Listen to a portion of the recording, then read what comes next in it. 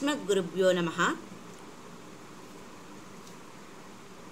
క్రతోస్మర కృతం స్మర అను శీర్షికలో మనము యజ్ఞం యొక్క ప్రాశస్త్యము ప్రాముఖ్యతను మనము తెలుసుకుంటూ ఉన్నాం. స్తోత్రరాజము విష్ణు సహస్రనామ స్తోత్రమున భీష్ముడు భగవంతుడగు శ్రీకృష్ణుని శక్తి దేవకీ నందన అనుటచే పలు విధములుగా స్తుతిస్తూ యజ్ఞో యజ్ఞపతి యజ్వ యజ్ఞాంగ యజ్ఞవాహన యజ్ఞభృత్ యజ్ఞకృత్ యజ్ఞి యజ్ఞభుక్ యజ్ఞసాధన యజ్ఞాంతకృత్ యజ్ఞగుహ్యం అని సర్వలక్షణోపేతమగు యజ్ఞస్వరూపమే భగవంతుని సాక్షాత్ రూపమని స్పష్టంగా విష్ణు సహస్రనామంలో వివరించినాడు. ఉపనిషత్సారమగు భగవద్గీతలో కూడా భగవానుడు గీతలో స్వయముగా ఇలా పేర్కొన్నాడు.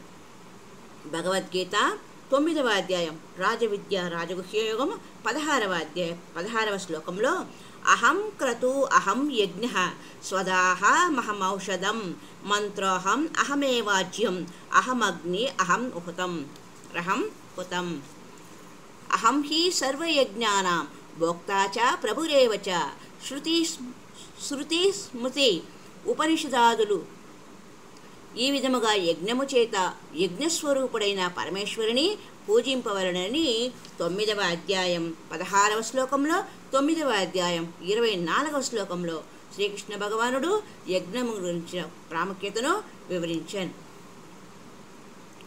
మరి యజ్ఞమును ఎవరు చేయించవలెను? అట్టి యజ్ఞస్వరూపుడు పరమాత్మను ఉపాసించుటకు యజ్ఞమే సాధనముగా కొనవలెనన్న దానిని యథావిధిగా దోషరహితముగా నిర్వహించుటకు పురోహితులు ఒకరు కావలెను. ద్విజులకు అగ్నియే ప్రథమ పురోహితుడు.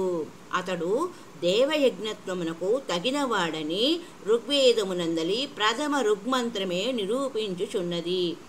అగ్నిమీలే పురోహితం యజ్ఞస్య దేవ ఋత్విజం గురు అగ్నిర్ద్విజాతీనాం వర్ణానాం బ్రహ్మణో గురుహు అని అగ్నిదేవుడే ప్రథమ పురోహితుడు అని నిర్దేశింపబడినది.